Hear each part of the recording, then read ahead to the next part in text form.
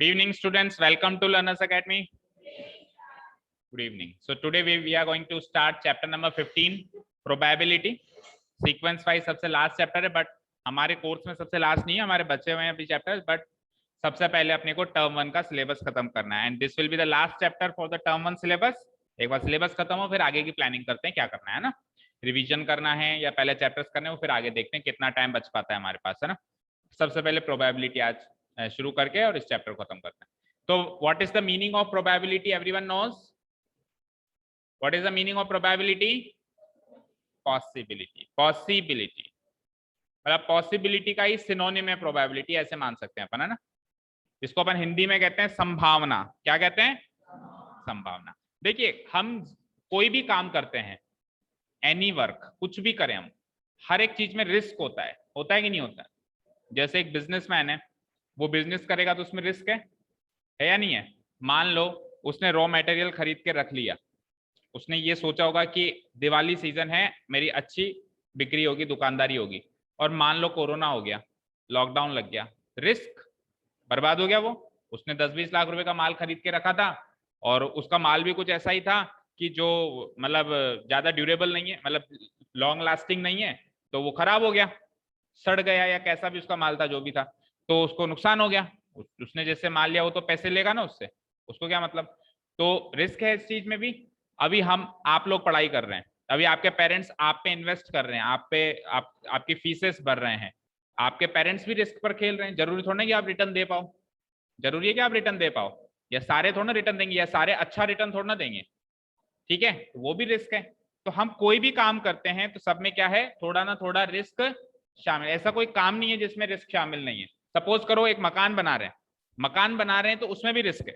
उसमें क्या रिस्क है कि सपोज करो हम तो पूरी प्लानिंग के साथ कर रहे हैं वो काम, लेकिन वो वैसा ना साबित हो, वो उतना अच्छा ना साबित हो, ठीक है ना। फॉर एग्जाम्पल अपने ऊपर वाले फ्लोर पे भी काम चल रहा है, अपन ने पूरा एक एक स्टेप सोच समझ के करा, लेकिन सारा फिनिश होने के बाद पता चला कि पाइपलाइन में एक लीकेज है, फिर पूरा तोड़वाया। अब हमने थोड़ा प्लानिंग करी थी कि पहले बनाएंगे फिर पाइपलाइन का लीकेज के लिए वापस तोड़वाएंगे, ऐसे प्लानिंग थोड़ा थी हमारी या किसी की भी। तो रिस्क हर चीज में, कोई भी काम करें। अब इस रिस्क को नापने के लिए, क्या करने के लिए, नापने के लिए एक कॉन्सेप्ट मैथमेटिक्स में डेवलप किया। भाई मैथमेटिक्स ने कहा भाई मेरे पास हर चीज का जवाब है, तो फिर इससे पूछा गया कि आप रिस्क को कैसे मेजर करोगे, रिस्क को। तो रिस्क को मेजर करने के लिए एक कॉन्सेप्ट बनाया गया जिसको कहा गया प्रोबेबिलिटी, संभावना।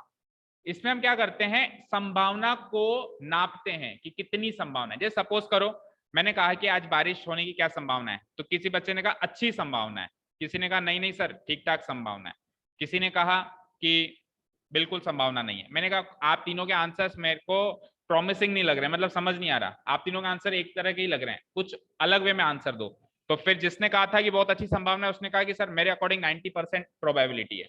जिसने कहा था ठीक ठाक संभावना है उसने कहा मेरे अकॉर्डिंग 60% प्रोबेबिलिटी है। और जिसने कहा था कि बिल्कुल संभावना नहीं है उसने क्या कहा कि 10% चांसेस है। तो अब जो संभावना वर्ड था उसको एक मैथमेटिकल लैंग्वेज मिल गई। क्या मिल गई?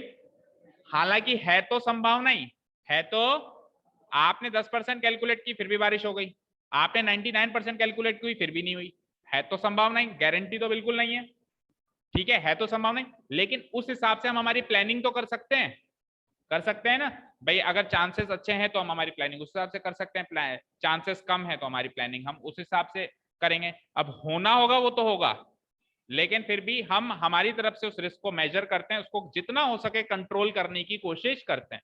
अभी जितने भी साइंटिस्ट हैं, जैसे अब ये पहले ही पता लगा देते हैं भी यहाँ पे अर्थक्वेक आने वाला, तो काफी हद तक उन्होंने डिजास्टर होने से रोका है, उनकी रिसर्च हेल्पफुल रहती है। लेकिन फिर भी जो होना होता है वो तो ओके रहता है। अब आप उनको थोड़ा ना दोष दे सकते हो कि भैया तुमको क्यों लगाया हमने, तुमने क्यों नहीं बताया अर्थक्वेक आने वाला है। अब वो अपनी पूरी कोशिश कर रहे हैं, वो संभावना ही तो बता सकते हैं, एग्जैक्टली वो भगवान तो है नहीं कि एग्जैक्टली बता दे भाई यही होगा, ठीक है। तो याद रखना प्रोबेबिलिटी है संभावना, चाहे 99% प्रोबेबिलिटी है तो भी चांसेस है कि वो काम ना हो, क्योंकि 1% अभी भी संभावना है कि नहीं हो, ठीक है। जैसे क्रिकेट मैच होता है, कहते हैं 99% इंडिया जीतेगी, लेकिन फिर भी 1% तो चांस है ना कि इंडिया हारेगी भी, और वो हार जाएगी। तो ऐसा थोड़ा ना कि तूने तो 99% बोला था, मैंने ये भी तो बोला था 1%। जैसे डॉक्टर्स किसी को ऑपरेट करते हैं, कई बार कहते हैं कि 1% चांस है मरीज के बचने का, फिर भी बच निकलता है वो, होता है ना। और कई बार कहते हैं कि 99% चांस है बचने का, फिर भी मर जाता है। तो चांसेस हैं, ये तो चांसेस का गेम है। Probability is a game of chances, संभावनाओं का खेल। तो इस संभावना को नापने के लिए जो कॉन्सेप्ट तैयार किया गया, कैसे नापें संभावना को, कैसे नापें? तो एक तो होती है इंपेरिकल प्रोबेबिलिटी, एक होती है थ्योरेटिकल प्रोबेबिलिटी। क्या? एक तो होती है इंपेरिकल प्रोबेबिलिटी और एक होती है थ्योरेटिकल। चलो, तो आपने हेडिंग डाल ली होगी probability.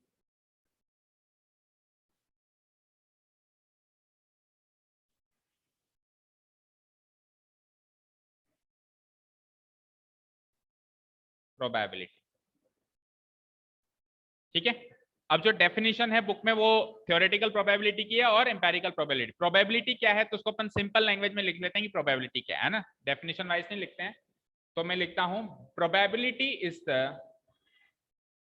Probability is the mathematical calculation, mathematical calculation, mathematical calculation of the possibility of the occurrence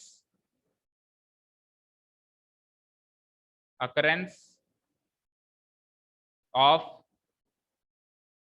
any activity or event।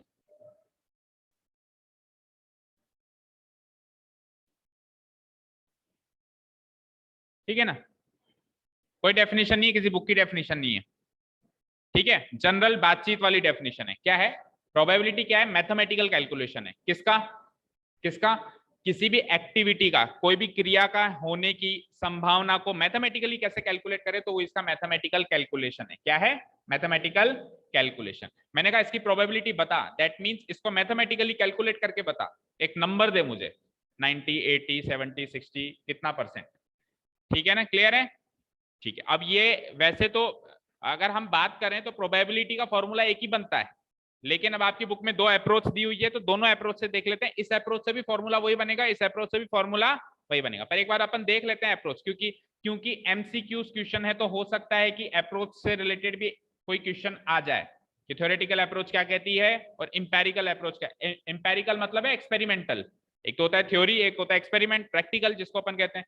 तो एक तो है थ्योरेटिकल अप्रोच और एक है एक्सपेरिमेंटल अप्रोच। एक्सपेरिमेंटल अप्रोच को शॉर्ट में बोला है उन्होंने इंपेरिकल अप्रोच। ठीक है, तो आप एक टेबल बना लीजिए, प्रोबेबिलिटी मतलब एक चार्ट टाइप टेबल बना लीजिए।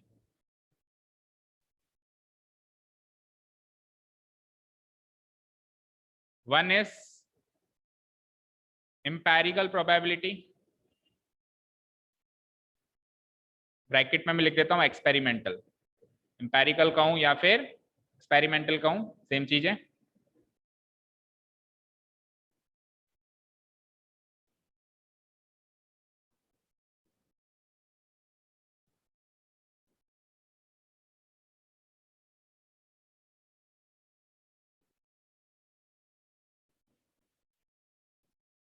And the second is theoretical probability.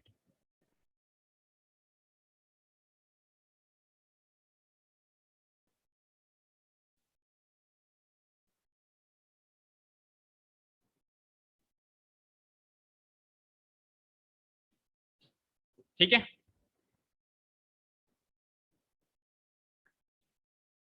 ठीक है। डेफिनेशन वेफिनेशन अभी देख लेंगे बुक से, लिखेंगे तो भी ठीक, ना लिखेंगे तो भी ठीक। मेन बात है समझ की। अब ध्यान से सुनना, पहले थ्योरेटिकल की बात करते हैं। ठीक है, आपने सुना होगा लॉटरी सिस्टम होता है कई जगह ना, अपन लॉटरी की टिकट खरीदते हैं और उसमें से फिर जीतने के चांसेस बनते हैं। एक एग्जांपल ले रहा हूं मैं ना, I am not motivating you to take a part in the lottery.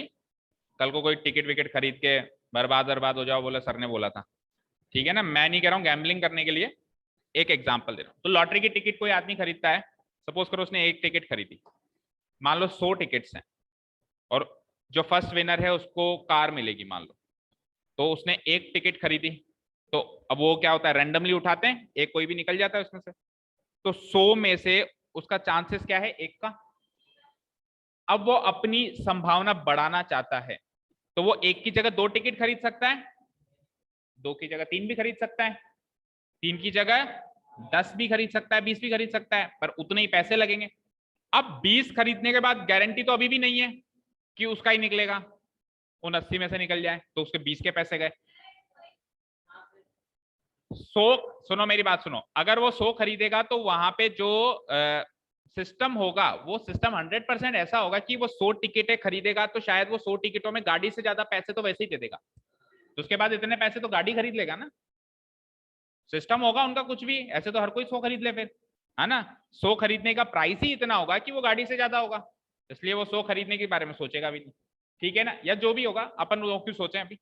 कुल मिलाकर बात इतनी है कि जैसे जैसे वो अपने चांसेस बढ़ाना चाहता है तो उसको नंबर ऑफ टिकट्स बढ़ानी पड़ेंगी अपने, यस और नो। मैंने कहा मेरे पास 52 कार्ड्स हैं, 52 कार्ड्स में मैंने एक किंग रखा है, तो अब मैं कोई भी रैंडमली पत्ता एक कार्ड निकालता हूं और वो किंग निकले तो संभावना थोड़ी कम है, लेकिन मैं 4 किंग्स रख दूं अंदर, कितने किंग्स रख दूं, तो संभावना बढ़ गई किंग निकलने की। थ्योरेटिकल प्रोबेबिलिटी ये कहती है, थ्योरी के हिसाब से चलती है, क्या कहती है ये कहती है कि आप एक काम करो, आपको जितने चांसेस बढ़ाने हैं, जितने चांसेस बढ़ाने, जो भी चीज आपको चाहिए, जैसे किंग चाहिए तो उतने ही नंबर ऑफ किंग्स बढ़ा दो, टोटल के अंदर उसकी संख्या बढ़ा दो, और चांसेस कम चाहिए तो उतनी संख्या कम कर दो। देखो अब इसकी for definition wise theoretical probability क्या कहती है, क्या कहती है, देखो ये रही, ये क्या कहती है कि किसी भी इवेंट के होने की संभावना जो है वो क्या है, number of outcomes favourable to E. Favourable मतलब भाई आपको किंग चाहिए ना, तो किंग कितने रखे आपने, 4, तो आपके फेवरेबल आउटकम्स तो 4 हैं, divided by total outcomes, divided by total out, भाई आपको जो भी आउटकम चाहिए उससे फेवरेबल, फेवरेबल मतलब उसके मुताबिक कितने आउटकम्स हैं, भाई आपको किंग चाहिए तो किंग के मुताबिक 4 आउटकम्स है क्योंकि 4 ही किंग है उसमें, और टोटल आउटकम्स कितने, 52, उसमें वो किंग भी है, तो ये तो है थ्योरेटिकल प्रोबेबिलिटी, समझ में आया।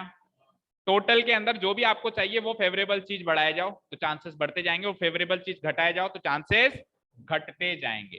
फिर एक्सपेरिमेंटल प्रोबेबिलिटी क्या है, एक्सपेरिमेंटल प्रोबेबिलिटी ऐसे नहीं कहती कि आप 2 टिकट खरीदो या 3 टिकट खरीदो या 10 टिकट खरीदो, मतलब वो ऐसे नहीं कहती कि आप अपने फेवरेबल आउटकम्स के लिए वो चीज उसमें बढ़ाए जाओ, वो क्या कहती है आप एक्सपेरिमेंट करके देखो, क्या कहती है वो, जैसे 52 पत्ते हैं, 52 पत्तों को एक बार छोड़ो, एक डाइस ले लो, अब डाइस है, डाइस को मैंने उछाला, तो डाइस में अब देखो सबका फेवरेबल एक एक है, सब एक भी एक बार है, 2 भी एक बार है, 3 भी एक, ऐसा थोड़ा ना कि 2 बार है, ऐसा थोड़ा ना 3 बार है, ऐसा नहीं है ना, तो फिर थ्योरेटिकल प्रोबेबिलिटी फेल हो गई। क्यों फेल हो गई थ्योरेटिकल प्रोबेबिलिटी, क्योंकि थ्योरेटिकल प्रोबेबिलिटी तो बोलती थी जो जितना है उसके उतने चांसेस हैं, तो यहाँ पे तो 6 जो अपने साइड्स हैं सब एक एक बार ही है, तो उस हिसाब से सबके चांसेस बराबर हो गए, लेकिन हम 6 बार डाइस उछालेंगे तो क्या फिक्स है क्या 1 2 3 4 5 6 ही आएगा, नहीं आएगा ना, तो चांसेस बराबर थे तो आना चाहिए था लेकिन नहीं आया। तो अब एक और अप्रोच निकल के एक्सपेरिमेंटल प्रोबेबिलिटी, वो क्या कहता है आप एक्सपेरिमेंट करो, आप 10 बार डाइस को उछालो, टोटल एक्सपेरिमेंट कितने किए, 10, अब आपको 5 लाना है सपोज करो, तो एक्सपेरिमेंट करते करते सपोज करो 3 बार 5 आया, तो आपकी प्रोबेबिलिटी हो गई 3/10, 5 आने की संभावना हो गई 3/10। आप वो एक्सपेरिमेंट ही कितने भी नंबर ऑफ टाइम्स करो, उसमें से आपका जो आउटकम है फेवरेबल आउटकम वो कितनी बार आया उसको रख लो न्यूमरेटर में, डिवाइडेड बाय टोटल कितनी बार एक्सपेरिमेंट किया, 10 टाइम्स एक्सपेरिमेंट किया, यानी कि आप एक ही टिकट से बार बार निकालो, आप अपने टिकट्स नंबर ऑफ टिकट्स मत बढ़ाओ, वो तो थ्योरेटिकल प्रोबेबिलिटी कहती थी, इंपेरिकल क्या कहती है एक ही टिकट खरीदो और बार बार एक्सपेरिमेंट करो, यानी बार बार पैसे वेस्ट करो, ठीक है ना। अब आप देखो सपोज करो आपने 5 बार एक्सपेरिमेंट किया, आपने मान लो 5 बार टिकट खरीदी, अलग अलग टिकट्स अलग अलग पॉइंट ऑफ टाइम पे, एक महीने में एक खरीदी, अगले महीने में दूसरी खरीदी, तीसरे महीने में, चौथे महीने में, और मान लो आपके 5 में से 2 बार निकली टिकट, तो आपके जीतने की संभावना 2/5 हो गई, क्योंकि आपने टोटल एक्सपेरिमेंट्स कितने किए 5, कितनी बार जीते उसमें से 2, तो आपकी फिक्स हो गई भी आपके आने की संभावना तो 2/5 है। आपने 5 बार एक एक की टिकट खरीदी थी, बढ़ाई या घटाई नहीं थी, तो ये है एम्पेरिकल प्रोबेबिलिटी या एक्सपेरिमेंट। एक्सपेरिमेंटल प्रोबेबिलिटी एक्सपेरिमेंट कर लो भैया, सिंपल सी बात है, क्या कर लो, एक्सपेरिमेंट कर लो। समझ में आई बात? दोनों का फॉर्मूला करीब करीब सेम बन रहा है, फेवरेबल डिवाइडेड बाय टोटल। उसमें फेवरेबल क्या है, उतने आइटम्स है अंदर, और इसमें क्या है, फेवरेबल आउटकम्स है। इसमें फेवरेबल आउटकम्स है, उसमें फेवरेबल उतने ही वो आइटम्स है। ठीक है, क्लियर है, समझ में आई बात? ठीक है, अब कई जगह अपन वो वाला फॉर्मूला अप्लाई करते हैं, कई जगह ये वाला फॉर्मूला। अब देखो केसेस देखो, मतलब आप एग्जांपल सोचो। सपोज करो मैंने कहा कि 52 पत्तों के जो डेक होता है, कार्ड्स का डेक होता है, इसमें मेरे को किंग चाहिए। तो अब आप बार बार थोड़ा ना एक्सपेरिमेंट करके देखोगे देख किंग कितनी बार आता है, तो अब आप थ्योरेटिकल प्रोबेबिलिटी पे जाओगे, आप देखोगे किंग है कितने उसमें, 4, टोटल पत्ते कितने, ये थ्योरेटिकल प्रोबेबिलिटी। ये क्या है, आपने एक्सपेरिमेंट नहीं किया, आपने सीधी थ्योरी लगाई, 4 पत्ते ये हैं, 52 पत्ते ये हैं, 4/52, ये हो गई मेरा आंसर। ठीक है, समझ में आई बात? अब मैंने कहा कि एक सिक्के को उछालेंगे, 10 बारी उछालेंगे, तो हेड कितनी बार, हेड आने की क्या संभावना है?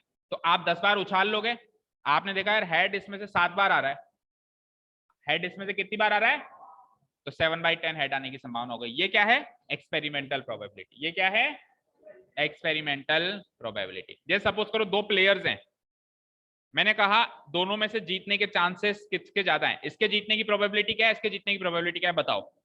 मैंने उन दोनों के बीच में 10 मैच करवा लिए, तो मैंने एक्सपेरिमेंटल प्रोबेबिलिटी अप्लाई करी, थ्योरेटिकल नहीं पता मुझे कुछ भी। मैंने क्या, दोनों के बीच में 10 मैच करवा लिए, 10 में से सपोज करो 7 बार वो जीता और 3 बार ये जीता, तो इसके जीतने की संभावना फिक्स हो गई 7/10, और इसकी जीतने की संभावना फिक्स हो गई 3/10, या 30%, परसेंट में भी कह सकते हो आप प्रोबेबिलिटी, 70%, 30%। इसमें थ्योरी नहीं लगाई, इसमें एक्सपेरिमेंट करके ही देख लिया। ठीक है ना, समझ में आ गई बात? जिसमें आप खुद एक्सपेरिमेंट करके देख लो एक्सपेरिमेंटल प्रोबेबिलिटी, जिसमें आप थ्योरेटिकल लगाओ भाई उसके अंदर कितनी चीजें वो मौजूद हैं जो आपको चाहिए, तो वो हो जाती है थ्योरेटिकल प्रोबेबिलिटी। क्लियर? ठीक है, तो थ्योरेटिकल प्रोबेबिलिटी जिसको अपन क्लासिकल प्रोबेबिलिटी भी कहते हैं, पुराने जमाने की प्रोबेबिलिटी, एक्सपेरिमेंट नहीं करते थे वो, थ्योरी भी चलते थे, है ना? ठीक है, ऑफ एन इवेंट, और किसी भी इवेंट को ई से डिनोट कराएंगे अपन, और अगर 2 इवेंट हो जाएंगे तो ई और एफ पे जाएंगे, और 3 हो जाएंगे तो ई एफ जी पे जाएंगे। मतलब लेटर ई से ही जनरली हम स्टार्ट करेंगे इवेंट को डिनोट करना, ई एफ जी इस तरीके से, है ना? एक ही इवेंट है ई, 2 है तो ई एन एफ, 3 है तो ई एफ एंड जी, तो उसका प्रोबेबिलिटी, उस इवेंट के होने की प्रोबेबिलिटी का फॉर्मूला बन गया number of outcomes favourable to E divided by number of all possible outcomes of the, लिखो ये फॉर्मूला, थ्योरेटिकल प्रोबेबिलिटी में फॉर्मूला लिखो, आप भी लिख लो ब्रैकेट में, फिर क्लासिकल भी नाम है इसका ना, क्योंकि देखो क्योंकि एमसीक्यूज आएंगे तो इस तरह के फिर क्वेश्चन आने के चांसेस बढ़ जाते हैं। सब्जेक्टिव पेपर में तो खैर नहीं पूछता कोई भी कि डिफाइन करो थ्योरेटिकल प्रोबेबिलिटी को, लेकिन कल को ऐसे ही पूछ ले कि क्लासिकल प्रोबेबिलिटी किसका दूसरा नाम है, तो किसका दूसरा नाम है, थ्योरेटिकल प्रोबेबिलिटी। इसके हिसाब से प्रोबेबिलिटी ऑफ एन इवेंट क्या है, number of outcomes favourable to E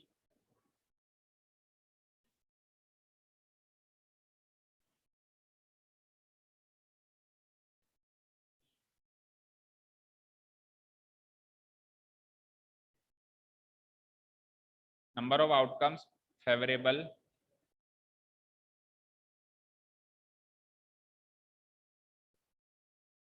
to E divided by total number of outcomes in the experiment.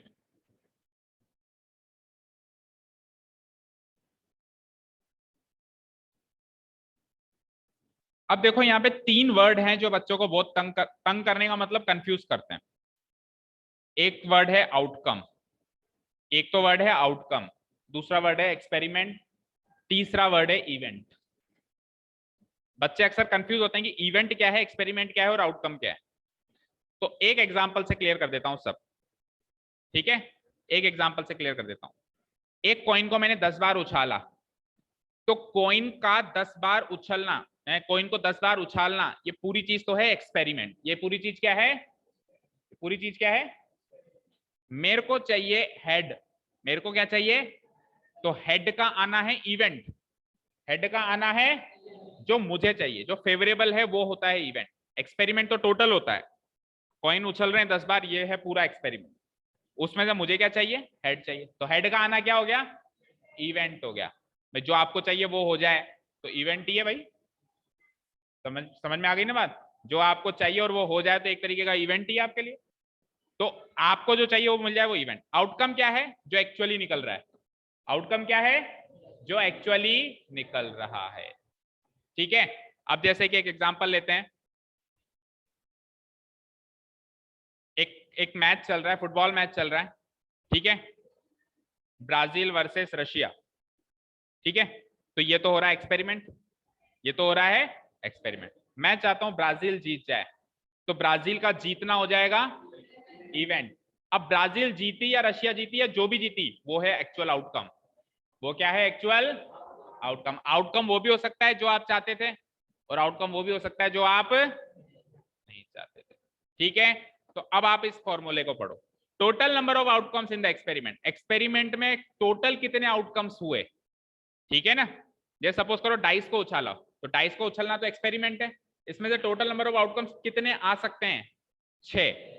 Total number of outcomes कितने आ सकते हैं, 6। और मैंने कहा मुझे इवन नंबर चाहिए। मैंने क्या कहा मुझे, तो इवन नंबर आना इवेंट है। अब इवन नंबर आना क्या है, तो मेरे को जो इवेंट चाहिए उसके आउटकम्स कितने हैं, 3। टोटल आउटकम्स कितने, 6। मेरे इवेंट के आउटकम्स कितने, 3। जो सब कुछ हो रहा है वो क्या है, एक्सपेरिमेंट। जो चल रहा है सब एक्सपेरिमेंट। ठीक है, क्लियर है, ठीक है ना दिव्यांग, समझ में आ गई बात।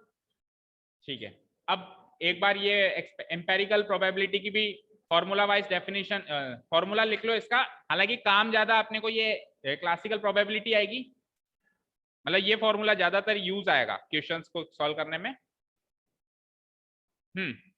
ये क्या कहता है एक्सपेरिमेंटल प्रोबेबिलिटी, ये क्या कहता है कि किसी इवेंट की प्रोबेबिलिटी क्या होती है, number of trials. Number of trials, कि आपने ट्रायल समझते हो ना, ट्राई करना, ट्रायल मतलब ट्राई करना। तो number of trials in which the event E happened, in which the event E happened divided by total number of trials, divided by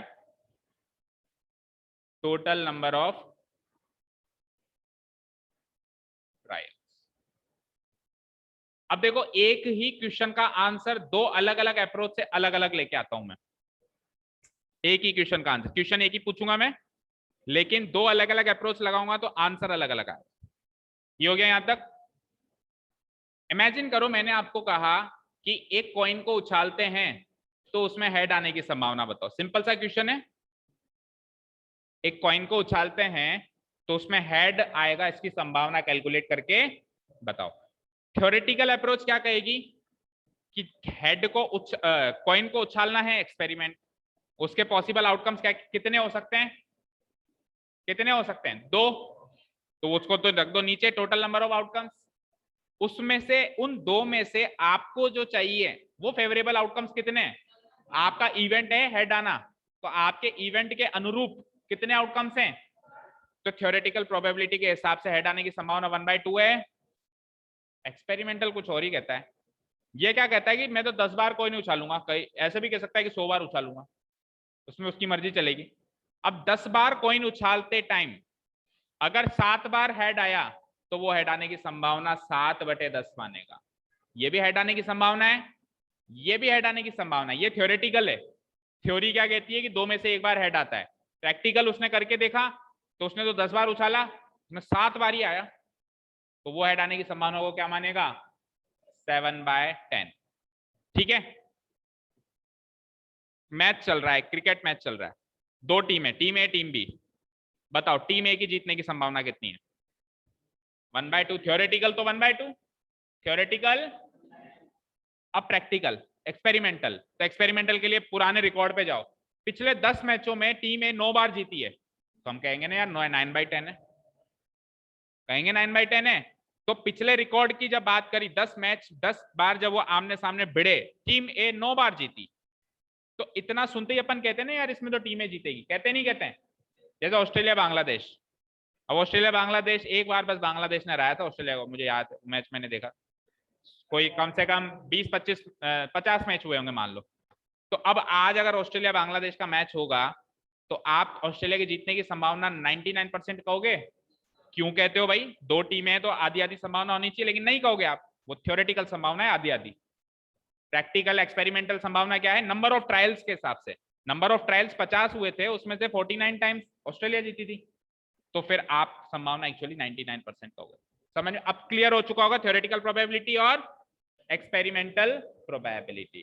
questions दोनों तरह के आएंगे, हमको कई बार ये लगाना पड़ेगा, हमको कई बार ये लगाना पड़ेगा, ठीक है। तो बस इतना ही है इसमें तो थ्योरी में, और क्या है। अब इन चीजों का मतलब आप समझते ही हो कि एक्सपेरिमेंट क्या होता है, आउटकम क्या होता है, इवेंट क्या होता है ना। इवेंट मतलब जो मुझे चाहिए, एक्सपेरिमेंट मतलब जो सब कुछ हो रहा है, ठीक है ना, क्लियर है। आउटकम मतलब रिजल्ट है, क्या क्या रिजल्ट आ सकते हैं। तो सीधे आ जाओ एक्सरसाइज में।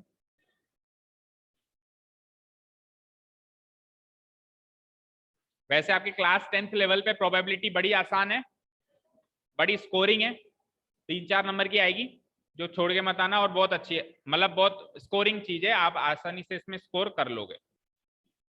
हाँ 11th में तो इतना भयानक रूप ले लेगी तो आप सोच भी नहीं सकते। 11th-12th में प्रोबेबिलिटी बड़ी भयानक है, वाकई में भयानक है।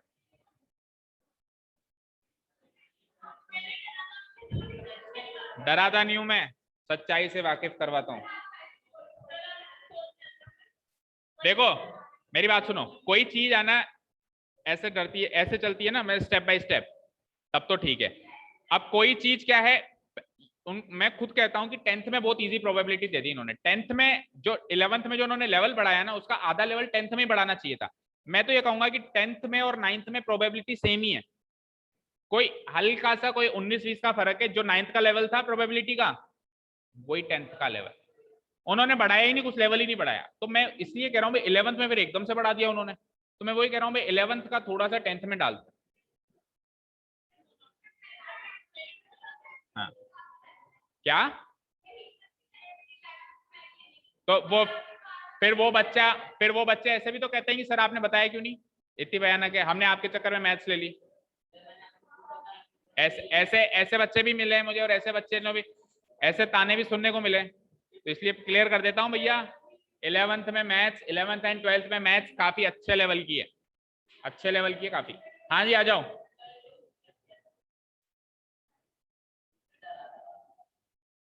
अभी से ही डराऊंगा, बाकी नहीं तो 2-3 साल रुक के डराऊंगा क्या। आई गई ना 11th, अब कब डराऊं बता, अब कब डराऊं बता। हाँ जी चलो exercise 15.1, before that leave the meeting and join again.